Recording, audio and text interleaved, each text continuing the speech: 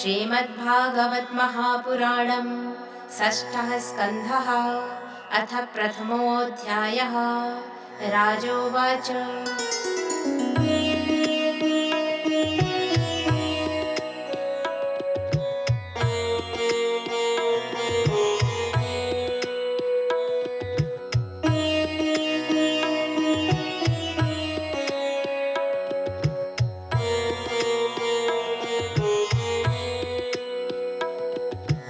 निवृत्तिमार्गः कथितः आदौ भगवता यथा क्रमयोगोऽपि लब्धेन ब्रह्मणा यदसंसृतिः प्रवृत्तिलक्षणश्चैव त्रैगुण्यविषयो मुने यो सावलीन प्रकृते गुणसर्गः पुनः पुनः अधर्मलक्षणा नाना नरकाश्चानो वर्णिताः मनवन्तरश्च व्याख्यात आद्यः स्वयंभुवो यतः प्रियव्रतोत्तानपदो वंशस्तच्चरितानि च द्वीपवर्षसमुद्राद्रि नद्योद्यानवनस्पतीन् धरामण्डलसंस्थानं भागलक्षणमानतः ज्योतिषां विवराणां च यथेदमसजद्विभुः अधुनेह महाभाग यथैव नरकान्नरः नानोग्रयाति नान्येयात् तन्मे व्याख्यातुमर्हसि। श्रीशुकवाच न चेदिहैवापचितिं यथा सः कृतस्य कुर्यान्मन उक्तिपाणिभिः ध्रुवं स वै प्रेत्य नरकानुपैति ये कीर्तिता मे भवतस्तिग्मयातनाः तस्मात् पुरैवास्वे पापनिष्कृतौ यतीति मृत्योरविपद्यतात्मना दोषस्य दृष्ट्वा गुरुलाघवं यथा विसक्चिकित्सीति रुजां निदानवित्। राजोवाच दृष्टश्रुताभ्यां यत् पापं जानन्नप्यात्मनो हितं करोति भूयो विवशः प्रायश्चित्तमथो कथं क्वचिन्निवर्तते भद्रात् क्वचिच्चरति तत्पुनः प्रायश्चित्तमतो पार्थं मन्ये कुञ्जरशौचवत्। श्रीशुकुवाच कर्मणा कर्मनिर्हारो न ह्यात्यन्तिक इष्यते अविद्वदधिकारित्वात् प्रायश्चित्तं विमर्शनं नाश्रतः पथ्यमेवान्नं व्याधयोऽभिभवन्ति एवं नियमकृद्राजन् शनैः क्षेमाय कल्पते तपसा ब्रह्मचर्येण शमेन च दमेन च त्यागेन सत्यशौचाभ्यां यमेन नियमेन च देहवाग्बुद्धिजं धीरा धर्मज्ञाः श्रद्धयान्विताः क्षिपन्त्यघं महदपि वेणुगुल्ममिवानलः केचित् केवलया भक्त्या वासुदेवपरायणाः अघं धुन्वन्ति कात्स्येन निहारमेव भास्करः न तथा ह्यगवान् राजन् पूयेत तप आदिभिः यथा कृष्णार्पितप्राणस्तत्पुरुषो निसेवया सत्रिचीनो ह्ययं लोके पन्थाः क्षेमो कुतो भयः सुशीलाः साधवो यत्र नारायणपरायणाः प्रायश्चित्तानि चीर्णानि नारायणपराङ्मुखं न निष्पुनन्ति राजेन्द्र सुरा कुम्भमिवापगाः।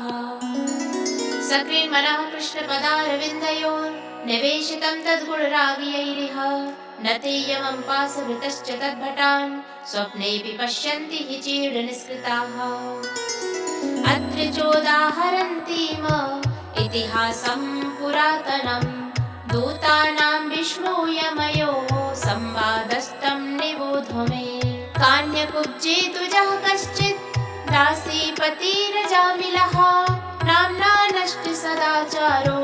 दास्याः संसर्गदूषितः वन्द्यक्षकैतवैश्चौर्यै गर्हितां वृत्तिमास्थितः बिभ्रत्कुटुम्बमशुचिर् यातयामास देहिनः एवं निवसतस्तस्य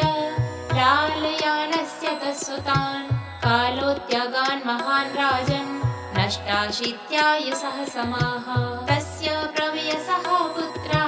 दश तेषां तु योवमः बालो नारायणो नाम्ना पित्रोश्च दयितो वृषम् सबद्धहृदयस्तस्मिन् नर्भके कलभासिणी निरीक्षमाणस्तल्लीलां मुमुदे जरठो वृषम् भुञ्जानः प्रपिबन् खादन् बालिकस्नेहयन्त्रितः भोजयन् पाययन् मूढो न वेदागतमन्तकम् स एवं वर्तमानोऽज्ञो मृत्युकाल उपस्थिते मतिं चकार तनये बाले नारायणः वै सपाशहस्तांस्त्रीन् दृष्ट्वा पुरुषान् वृषदारुणान् वक्रतुण्डानूर्ध्वरोम्ण आत्मानं नेतुमागतान् दूरे क्रीडनकासक्तं पुत्रं नारायणः वयं प्लावितेन स्वरेणोच्चै राजुहावाकुलेन्द्रियः निशम्य म्रियमाणस्य ब्रुवतो हरिकीर्तनम् भर्तुर्नाम महाराज पार्षदाः सहसा पतन् विकर्षतोऽन्तर्हृदयात् दासीपतिमजामिलम् यमप्रेष्यान् विष्णुदूता वारयामासुरोजसा ऊचुर्निषेधितास्तास्ते वैवस्वतपुरःसराः केयूयं प्रतिषेधारो धर्मराजस्य शासनम् कस्य वा कुत आयाताः कस्मादस्य निषेधत किं देवा उपदेवा वा यूयं किं सिद्धसत्तमाः सर्वे पद्मपलाशाक्षाः पीतकौशेयवाससः किरीटिनः कुण्डलिनो लसत्पुष्करमालिनः सर्वे चानूत्नवयसः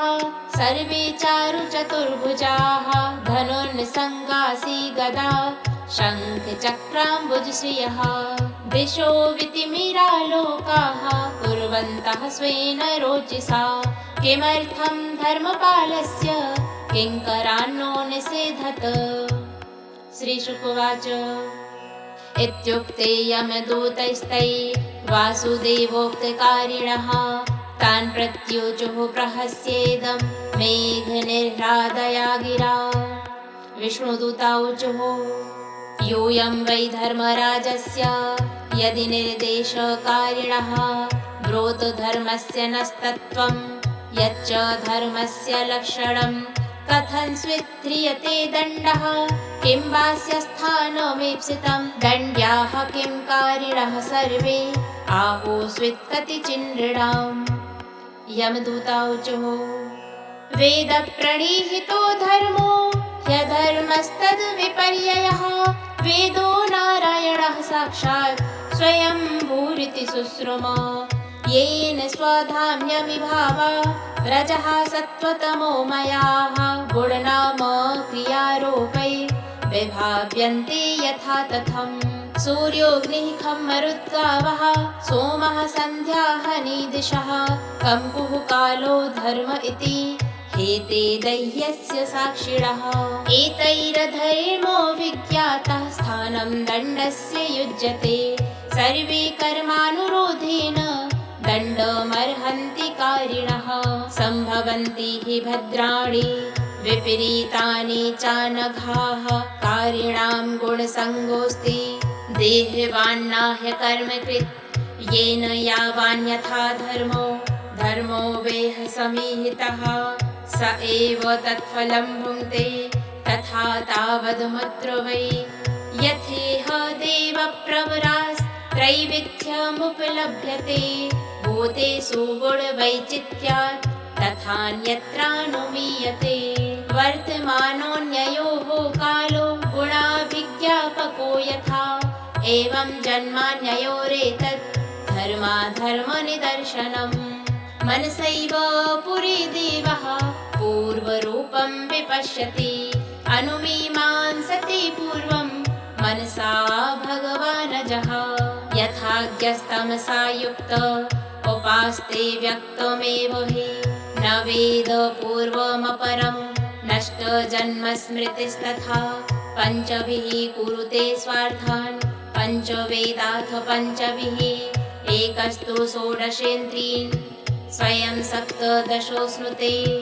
तदेतत् षोडशकलं लिङ्गं शक्तित्रयं महत् धत्ते नु संसृतिं पुंसि हर्षशोकभयार्तिदां देहयज्ञोजित षड्वर्गो नेच्छन् कर्माणि कार्यते कोशकार इवात्मानं कर्मणाच्छाद्य मुह्यति न हि कश्चित् क्षणमपि जातो तिष्ठत्यकर्मकृत् कार्यते ह्यवसः कर्म गुणैः स्वाभाविकैर्बलात् लब्ध्वा निमित्तमव्यक्तं व्यक्ताव्यक्तं भवत्युत यथा योनि यथा बीजं स्वभावेन बलीयसा एष प्रकृतिसङ्गेन पुरुषस्य विपर्ययः आसीत् सा एव न चिरात् ईश सङ्गात् विलीयते अयं हि श्रुतसम्पन्नः शीलवृत्तगुणालयः धृतव्रतो मृदुर्दान्तः सत्यवान् मन्त्रविच्छुचिः गुर्वन्यतिथिवृद्धानां शुश्रूषुर्निरहङ्कृतः सर्वभूतसुहृत् साधुर्मृतवागनसूयकः एकदा सौवनं यातः पितृसन्देशकृद्विजः आदाय तत् आवृत्तः फलपुष्पसमित्कुशान् ददर्श कामिनं कञ्चित् क्षोत्रं सह भुजिष्यया पीत्वा च मधुमैरेयं मदागूढितनेत्रया मत्तया विशिलद्लिप्या व्यपेतं निरपत्रपं क्रीडन्तमनुगायन्तं हसन्तमनयान्तिके दृष्ट्वा तां कामलिप्तेन बाहुना परिरम्भितां जगाम ह्यच्छयवसं सहसैव विमोहितः स्तम्भयन्नात्मनात्मानं यावत्सत्त्वं यथा श्रुतं न शशाक समाधातुं मनोमदनवेपितं तन्निमित्तस्मरव्याज ग्रहग्रस्तो विचेतनः तामेव मनसा ध्यायन् स्वधर्माद्विररामः तामेव तोषयामास पितॄणार्थेन यावता ग्राम्यैर्मनोरमैः कामैः प्रसीदेत यथा तथा विप्रां स्वभार्यामप्रौढां कुले महती लम्बितां विससर्जा चिरात् पापः स्वैरिण्यापाङ्गविद्धतिः यतस्ततश्चोपनिन्ये न्यायतो धनं बभारास्याः कुटुम्बिन्याः कुटुम्बं मन्दधीरयम् यदसौ शास्त्रमुल्लङ्घ्य स्वैरचार्यार्यगर्हितः अवर्तत् चिरं काल मघायुरशुचिर्मलात् तत् एनं दण्डपाणेः सकाशं कृतकिल्बिषं निस्यामो कृतनिर्वेशं यत्र दण्डेन शुध्यति। जय जय श्रीमद्भागवते महापुराणे पारमहंस्यां संहितायां षष्ठस्कन्धे जामिलोपाख्याने प्रथमोऽध्यायः। श्रीकृष्णार्पणमस्तु।